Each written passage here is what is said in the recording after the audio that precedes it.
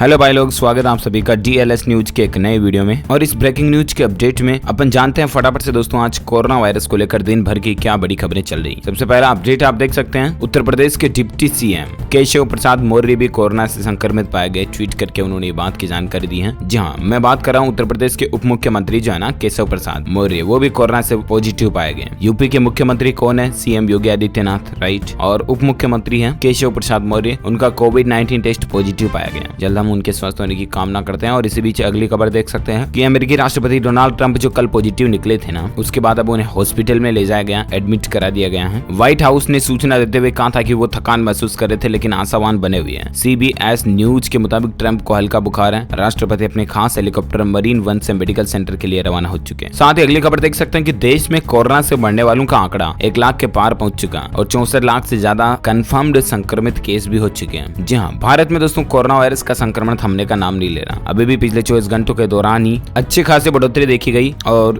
तकरीबन 79,000 मामलों में बढ़ोतरी हुई है ना। उसके बाद अभी कुल संक्रमित केस जो हैं वो पहुंच चुके हैं 64,73,000 से भी ज्यादा, जिसमें से 9,44,000 से ज्यादा केस एक्टिव हैं, यानी कि सक्रिय हैं, जिनका इलाज चल रहा है, जबकि 54 लाख से भी ज्यादा लोग ठीक हो चुके हैं। इस वायरस के चलते मरने वालों की कुल संख्या 1 लाख से भी ज्यादा हो चुकी है। तो ये तो रहा भारत का आज का ताजा आंकड़ा, राइट। और आइए नजर डालते कुछ और खबरों में, जहाँ एक बहुत ही इंपोर्टेंट खबर देख पा रहे होंगे दोस्तों की बुखार और जुकाम खांसी नहीं, बल्कि ये दो हैं कोरोना वायरस के पक्के लक्षण। शोध में वैज्ञानिकों की रिसर्च में ये बात का खुलासा हुआ। जी हाँ, मैं आपको बता दूं कि ज्यादातर देशों में बुखार और सांस लेने में कठिनाई को कोरोना का लक्षण माना जाता। आपने भी सुना होगा कि कोरोना का सिम्टम्स क्या, बेसिक तो जुकाम होना, सांस लेने में दिक्कत होना, बुखार आना वगैरह वगैरह, राइट। लेकिन अब मान्यता को बदल जाने की जरूरत है, क्योंकि कोरोना वायरस के संक्रमण में गंध और स्वाद लेने की क्षमता का कम होना भी सबसे विश्वसनीय लक्षण माना गया। इसको लेकर मैं आपको आगे एक अपडेट भी बताऊंगा, जिसमें वैज्ञानिक रिसर्च में प्रूव भी हो चुका दोस्तों कि आखिर किस तरह से गंध और स्वाद का पता नहीं चलना, आखिर ये दो सिम्टम्स कोरोना के सबसे मेन सिम्टम्स कैसे हैं। और यहाँ तक कि दोस्तों इनकी मदद से आप घर बैठे ही कोरोना की जांच भी कर सकते हैं कि आपको कोरोना हुआ है या नहीं। वो कैसे मैं आपको आगे बताऊंगा थोड़ा।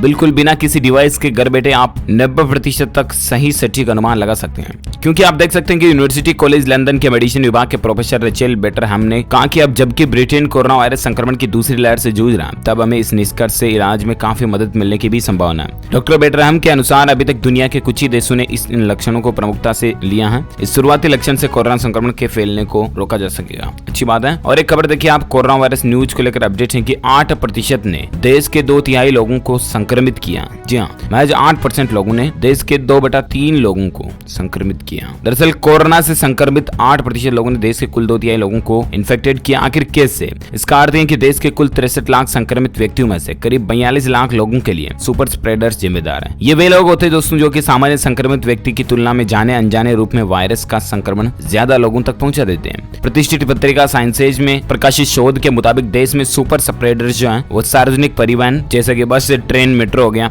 इन माध्यमों के जरिए वायरस का बड़े पैमाने पर प्रसार करते हैं। और कॉन्ट्रैक्ट ट्रेसिंग के सबसे बड़े शोध में भी बात का पता चला कि बच्चे कोरोना वायरस के प्रसार की कुंजी है। वहीं 70% लोगों ने किसी को संक्रमित नहीं किया, तो ये राहत की बात है। चलिए साथ ही अगली खबर देख सकते हैं आप कि देश में मृतकों की संख्या 1 लाख से पार पहुंच चुकी है। पिछले 24 घंटों के दौरान 79 से ज्यादा मामले आए। मैंने अपडेट आपको बता दिया। मरने वालों की कुल संख्या का आंकड़ा 1 लाख के पार पहुंच चुका है, ठीक है ना। आप सावधान रहें, अलर्ट रहें। चलिए अगली खबर देखिए, एम्स प्रमुख रणदीप गुलेरिया ने कहा दोस्तों की जनवरी 2021 तक आ सकती है कोरोना की वैक्सीन। मगर लेकिन आखिर क्या है, मैं आपको बताता हूँ। दरअसल दोस्तों कोरोना वायरस की वैक्सीन का इंतजार दुनिया भर कर रही है, राइट। और यहाँ तक की दुनिया भर के जाने माने बहुत बड़े बड़े साइंटिस्ट भी मिल करके इसकी वैक्सीन बनाने में जुटे हुए हैं। लेकिन इसी कोरोना वायरस की वैक्सीन का इंतजार कर रहे लोगों के लिए एक सकारात्मक खबर आई है, अच्छी खबर आई है। मतलब एम्स के निदेशक रणदीप गुलेरिया का कहना कि अगर सभी मायनों पर चीजें सही तौर तरीके से चलती रही तो साल 2021 की शुरुआत में ही कोरोना की वैक्सीन भारत के बाजारों में उपलब्ध हो जाए। उन्होंने ये भी कहा कि दवा आ तो जाएगी, लेकिन हो सकता है कि खुराक की प्रारंभिक उपलब्धता देश में पूरी आबादी के लिए पर्याप्त नहीं हो। यानी कि दोस्तों उनके कहने का मतलब ये कि वैक्सीन आने के बाद भी ये जरूरी नहीं कि इसका प्रोडक्शन पूरा हो जाए, ठीक है ना। तो प्रोडक्शन को लेकर सरकार को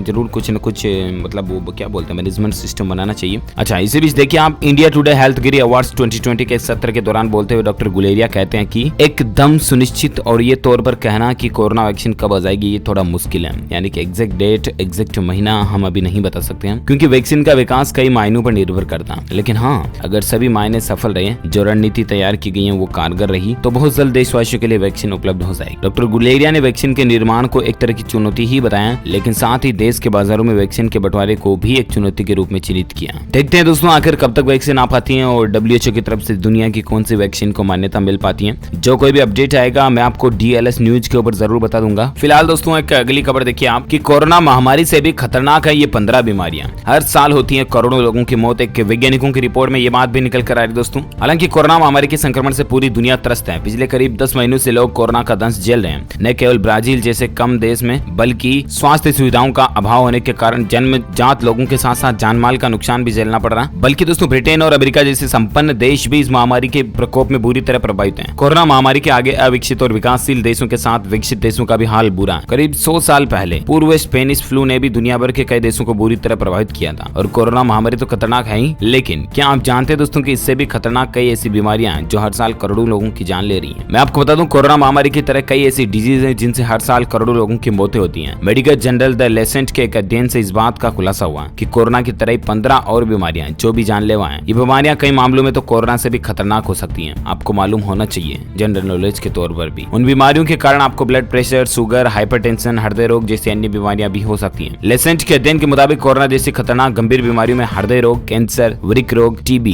जिसे ट्यूबरक्लोसिस कहा जाता है, इसके समेत कई अन्य बीमारियां भी शामिल हैं। केवल हृदय रोग से हर साल तकरीबन 1.78 करोड़ लोगों की मौत होती है, यानी कि 1,78,00,000 से भी ज्यादा लोगों की मौत ओनली हार्ट डिजीज के चलते होती है। कैंसर से हर साल 96 लाख लोग मरते हैं, जबकि रीनल डिजीज यानी कि वृक्क रोगों से 12 लाख लोग, ट्यूबरक्लोसिस TB से 11 लाख लोगों की मौत होती है। कुल मिलाकर के देखा जाए दोस्तों तो महज इन 4-5 बीमारियों से ही हर साल 4.43 करोड़ लोगों की, तकरीबन 4.5 करोड़ लोगों की दुनिया भर में जान जाती है। हालांकि अभी कोरोना महामारी चल रही, इसलिए सिर्फ इसी के मौत के आंकड़ों को हम गिन रहे हैं, राइट। लेकिन वैज्ञानिक दृष्टिकोण से देखा जाए तो आंकड़े वहां पर भी बहुत ज्यादा है। इसीलिए आपको ज्यादा डरने की जरूरत नहीं है कि कोरोना हो, कोरोना कोरोना कोरोना, ऐसा नहीं है, ठीक है ना। लेकिन इसका मतलब ये भी नहीं कि आप लापरवाह हो जाएं। आप लापरवाह भी ना रहें, मास्क का प्रॉपर इस्तेमाल करें, सोशल डिस्टेंसिंग पूरी बनाए रखें और साबुन से अच्छी तरह से हाथ धोते रहे, है ना। जब भी कभी घर से बाहर वगैरह जाए तो आप साबुन से अच्छी तरह से हाथ जरूर धोएं, ठीक है। उत्तर प्रदेश में आंकड़ा देख सकते हैं दोस्तों आप, अब तक 5,917 कोरोना मरीज की मौत हो चुकी है। यूपी लखनऊ में 718 और कानपुर में 671 हो चुके हैं। ये लाइव अपडेट चल रहा है अभी, इसलिए मैं आपको बता दिया। चलिए अगली खबर देखिए आप, फेस मास्क से फेफड़ों के मरीजों को कोई खतरा नहीं है। मतलब आखिर एक्सपर्ट ने क्या कहा? जी हाँ, मैं आपको कह रहा हूँ दोस्तों कि मास्क वगैरह आप लगाएं। मास्क कितना इंपॉर्टेंट है शायद आप अंदाजा भी नहीं लगा सकते हैं। देश में कोरोना वायरस लगभग हर तरफ अपने पैर पसार चुका है। रोजाना तकरीबन 80 से 85 हजार मामले सामने आ रहे हैं। भारत में अब तक कोरोना वायरस से संक्रमित लोगों की संख्या 63 लाख पार कर चुकी है, जबकि 1 लाख से ज्यादा लोगों की इस वायरस के कारण मौत भी हो चुकी है। अब ऐसे में दोस्तों विशेषज्ञ मान तो रहे हैं कि अगले साल 2021 की शुरुआत में वैक्सीन आ जाएगी, पर अभी सब कुछ कह पाना कठिन है। और अभी तक आपके पास, आम जनता के पास बचाव के लिए सिर्फ मास्क ही सबसे बड़ा हथियार है, जो उन्हें इस खतरनाक वायरस के संक्रमण से बचा कर रख सकता है। ऐसे में मास्क पूरी तरह से नाक और मुंह को ढककर रखता है, जिस कारण कई लोगों को यह संदेह था कि सांस लेने वक्त दोबारा कार्बन डाइऑक्साइड न भीतर चली जाए, जिससे कि शरीर में ऑक्सीजन की कमी हो जाए। हालांकि इस पर भी शोधकर्ताओं ने यानी कि वैज्ञानिकों ने इस बात का खुलासा कर दिया कि चेहरे पर मास्क लगाने से कार्बन डाइऑक्साइड पॉइजनिंग का खतरा नहीं है। आखिर क्यों? तो दरअसल फेफड़ों के मरीज तक को खतरा भी नहीं है। टेलीग्राफ की एक खबर के मुताबिक अमेरिकी शोधकर्ताओं ने कहा कि उनके शोध में ऐसा कोई भी प्रमाण नहीं मिला जिससे ये साबित हो सके कि मास्क पहनने से लोगों के शरीर पर कोई नकारात्मक प्रभाव पड़ेगा। जी हाँ, तो कुल मिलाकर के सभी बातों का कंक्लूजन यही है कि मास्क लगाने का आपके साइड इफेक्ट कुछ भी नहीं है। आप मास्क का जरूर इस्तेमाल करें। हालांकि दोस्तों इसमें आपको कुछ बातें जरूर ध्यान रखनी चाहिए। वो ये कि एक तो मास्क को ढीला ना पहने, बार बार मास्क को हाथ से छुए नहीं, वरना उल्टा और ज्यादा वायरस का इन्फेक्शन हो सकता है। समझ रहे हो ना। तो कुल मिलाकर के दोस्तों आप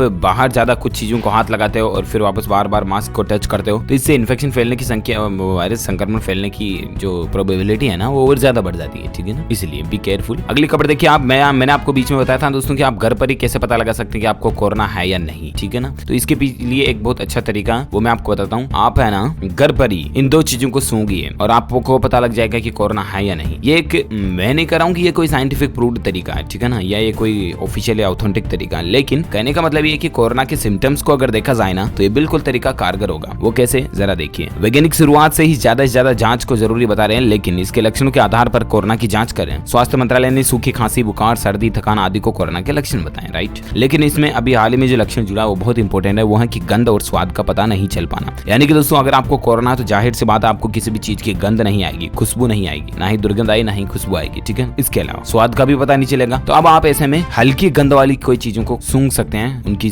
गंध का पता लगा सकते हैं। उनमें कौन सी 2 चीजें अच्छी हैं, एक तो ये हो गया अपना क्या, जैसे कि कुछ नारियल तेल हो गया, लहसुन हो गया, पुदीना हो गया, इलायची हो गया, सौंफ हो गया। इन चीजों की अलग अलग खुशबू आप एक साथ रख करके सूंघिए। अगर आप इन सभी चीजों को बिना देखे सिर्फ खुशबू से कैटेगराइज कर पा रहे हैं, मान लीजिए आप आंखें बंद करके कोई आपको सूंघा रहा है, ठीक है ना, आप सूंघ करके बता देते तो भाई ये तो लहसुन है, भाई ये तो प्याज है, भाई ये तो पुदीना है, भाई ये तो तुलसी है, भाई ये तो लौंग है, भाई ये तो सौंफ है, जो भी है अगर आप आंख बंद करके इन चीजों का पता लगाने में कामयाब रहते हैं ना, तो जरा समझिए कि आपके कोरोना नहीं है, ठीक। और इसी तरह से आप खा कर भी देख सकते हैं बिना टच किए उन चीजों को, ताकि आप कुल मिलाकर के बिना देखे और बिना टच किए उन चीजों के बारे में आपको बताना। अगर बताने में सब भी कामयाब रहे तो समझ लीजिए आपको कोरोना नहीं है, ठीक है ना। इसके अलावा दोस्तों एंजेल मर्केल की चेतावनी है, सर्दियों के मौसम में कोरोना संक्रमण बढ़ेगा, तो आप प्रोटोकॉल को ज्यादा फॉलो अप करें, सर्दियों में संक्रमण और ज्यादा बढ़ेगा, ठीक है ना। एंजेला मर्केल जो कि कोई बहुत ही अच्छी जाने मानी विशेषज्ञ है। अच्छा, और एक खबर देखिए कि कोरोना वायरस से संक्रमित अधिकांश लोगों को बुरे सपने आ रहे हैं। अमेरिकन वैज्ञानिक ये भी कह रहे हैं, क्योंकि उनके दिल दिमाग में एक डर बैठ जाता है, अरे मेरे को कोरोना हो गया, कोरोना अब क्या होगा,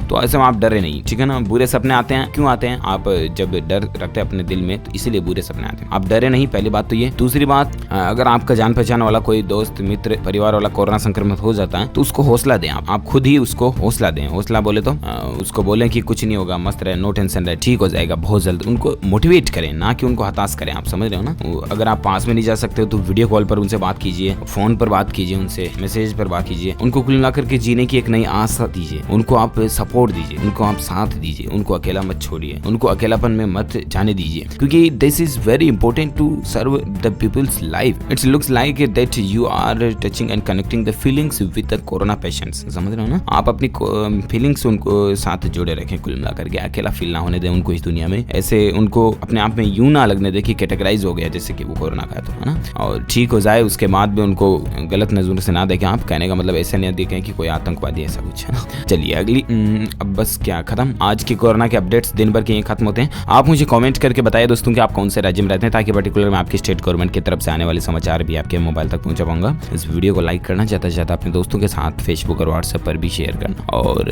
अगर आप DLS न्यूज चैनल पर पहली बार आए हैं ना, तो चैनल को सब्सक्राइब करके बेल आइकन जरूर दबाना, ताकि आपको रोजाना की ताजा अपडेट्स तुरंत आपके मोबाइल पर मिलते रहेंगे। Thank you, take care, good bye, जय हिंद, जय भारत, वंदे मातरम।